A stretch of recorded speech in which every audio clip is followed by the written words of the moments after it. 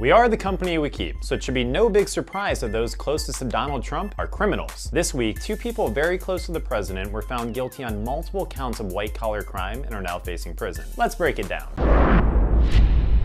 Paul Manafort, Donald Trump's former campaign manager, was tried and found guilty on Tuesday of 5 counts of tax fraud, 2 counts of bank fraud, and 1 failure to report foreign bank accounts. To add to that sketchiness, half of these frauds were committed while he was lobbying for Ukrainian politicians, and the other half while moving money to the US from the Ukraine. There were also 10 other charges that were declared a mistrial. Meanwhile, that same day, Michael Cohen, Trump's former lawyer and fixer, pled guilty to 8 criminal counts, including tax fraud, false statements to a bank, and campaign finance violations, specifically making payments to silence women that Trump had affairs with. Cohen claimed that he acted at Donald Trump's direction when he paid $130,000 to former porn star Stormy Daniels and $150,000 to former Playboy model Karen McDougal. And timeout. I just need to take a moment to point out that with any other president, the fact that he had those affairs would be a huge deal. But with Donald Trump, for some reason, his supporters just shrug their shoulders and say, he was just being Donald. We had to wait to find out that they were paid with campaign money before a red flag was raised. So what should we take from these trials? 1. This ties Donald Trump to black and white criminal activity through Cohen. 2. It provides legitimacy to the Mueller investigation against Donald Trump. The investigation has been focused on proving collusion with the Russians, but through that, we found these criminal activities with Manafort and Cohen that implicate Donald Trump. Flip over rocks and you're bound to find worms. 3. This adds to the scandals that plague the Republican Party. 4. We can likely expect more seedy dealings connected to Donald Trump to come out in the near future. And 5. We should probably be expecting some more unsettling and ethically wrong moves from Donald Trump in retaliation. Trump's response to these trials has been to side with Manafort and condemn Cohen. Should be no surprise there, as Manafort's trial doesn't directly implicate Donald Trump of wrongdoing, whereas Cohen's does. Donald Trump has already begun discussing the option of pardoning Manafort. Apparently, rich white dudes are just immune to paying for their actions with anything other than money. White-collar crimes, like tax evasion, are extremely common, yet they are the least prosecuted, and even when they are, usually people don't serve any time. It's a different type of robbery. We prosecute the man who steals $100 in goods from a store, but rarely the men who steal millions from the government. There's something wrong with that. There is also something wrong with a president whose 2 closest advisors were just found guilty of over 8 counts of wrongdoings apiece. Then again, this is the country that we currently live in. You can make a difference though.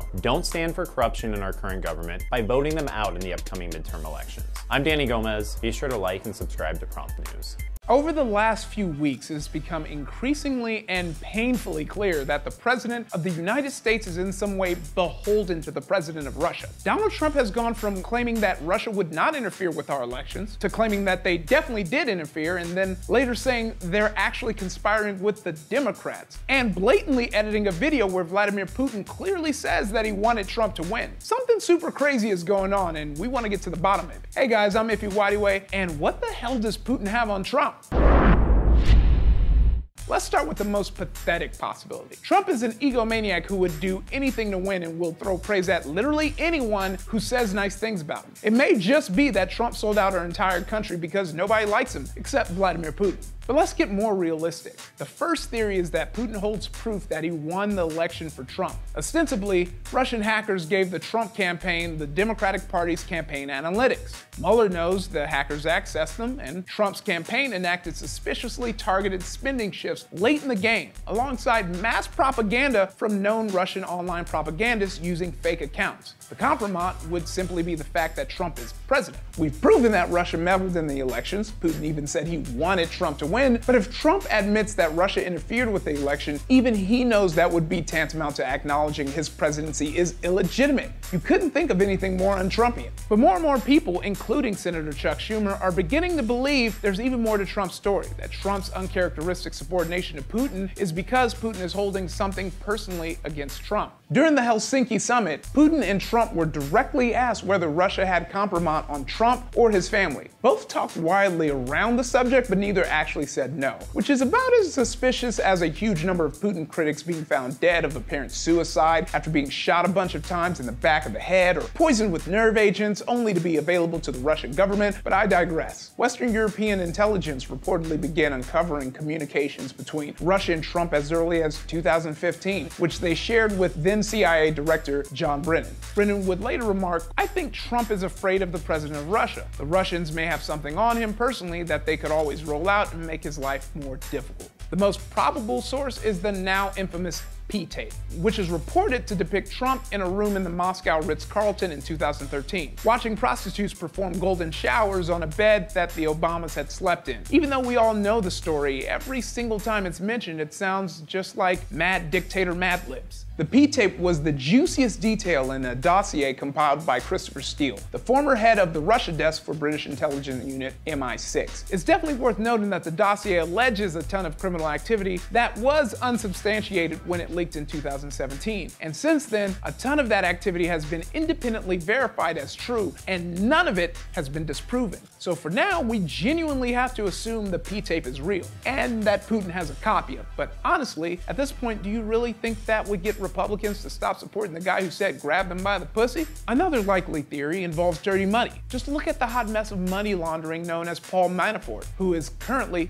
super fucked. Mueller is reportedly digging up Trump's bank records. So many of Trump's projects defaulted on debts that by 2012, the only major bank who'd give him any money was the Deutsche Bank, with an enormous track record of money laundering. Furthermore, the Steele dossier alleges that Michael Cohen, Trump's ex-lawyer and BFF, met with the Russian banks in 2016 in the name of the Trump Organization, and that in December, good old Jared Kushner met with a close friend of Putin, who also happens to run a major Russian bank that has been sanctioned since 2014. The whole ordeal also provides a very convincing explanation for why Trump won't release his taxes. Why Trump would be entangled with shady Russian money is anyone's guess. Maybe he's just that greedy and his business is that weak. But if there really is dirty money and shady business in Trump's past, Putin could very easily be blackmailing Trump with it. The craziest theory is that Putin basically owns Trump Manchurian Candidate style. And Trump was recruited by the Russian intelligence back in 1987 when he visited Moscow at the invitation of a Soviet ambassador. Upon his return, Trump got noticeably more riled up about politics, he flirted with the presidency for the first time, and he spent $100,000 on newspaper ads attacking foreign military spending. The likelihood of this theory is next to nothing, but it's not nothing. The fact that something that insane isn't immediately discardable, well, welcome to the Trump era. As we patiently wait to see what Mueller has discovered about Trump, you should know that Trump has repeatedly flirted with the idea of firing Mueller, either directly or indirectly. And if he does, there are millions of Americans ready to take to the streets and protest. And you should be ready too. Follow the link in the description below for more information. For now, I've been Ify Whitey, and thanks for watching Prompt. Don't forget to like and subscribe for more episodes just like this every week. Let's check out what's happening with the US economy. Each quarter, the Bureau of Economic Analysis releases reports related to America's economic growth. Well, the numbers just came out for the last quarter, reporting that the US economy grew by 4.1% during the second quarter of 2018. It's great news, right? Well, maybe not. Let's take a closer look at what actually went down during the second quarter this year, starting with that new Republican tax bill. In the short run, the new tax bill is putting more money in Americans' pockets, giving consumers more money to spend, increasing our GDP for now. However, over the next 10 years, that increase in your pocket is going to steadily decrease until it does the reverse and becomes an increase in the government's pocket. Next, we have Trump's trade war. As a result of the Trump administration's increase on tariffs, China and other countries hurried to stockpile American goods before the tariffs went into place on July 6th. This stockpiling was a huge contributing factor to that 4.1% growth. Soybean exports alone were up by 50% last May, and that was just one of the many exports from the US that were stockpiled in other countries. Considering China is the largest importer of American soybeans, and they are now much more expensive for China to import, this means there's going to be a huge decrease in sales of American soybeans. How does this affect American farmers? Well, it takes money out of their pockets. And to make up for that and keep votes, Trump has committed $12 billion to American farmers. Kind of like a bailout to make up for the decrease in sales. Now, how does this affect you? Well, where do you think that $12 billion comes from? Taxes. Your pockets. Rather than exporting goods to other countries and having them pay American farmers a competitive amount for their goods, the US government is just going to pay American farmers $12 billion to make up for what they're not making. What? So I guess there's leaks sprouting all over this 4.1% increase, and Donald Trump just keeps on slapping duct tape over them. There are a couple other things that we should keep in mind with our economy. One, the federal deficit is increasing faster than expected, due in large part to huge tax cuts. Corporations are now paying less taxes than ever, and this is long-term. Our individual tax breaks are short-term. And two, the Trump administration is making moves to cut the capital gains tax, adding to our deficit. A capital gain is when you purchase something for one price and then sell it for a higher price later. Capital gains tax is a tax on that difference that you made. This mostly applies to stocks. More than 3/4 of capital gains taxes are paid by people with income of over $1 million. Just another their attempt to make the already wealthy even wealthier. So before you read the headlines and think, maybe Donald isn't doing such a bad job, think of the American economy in the long run, not just this past quarter. The next BA report is going to be coming out on October 26th, just in time for the midterm elections. Pay attention to news reports and international relations over the next couple months, and keep in mind that fool's gold doesn't last long. Thanks for tuning in, and be sure to like and subscribe to Prop Media.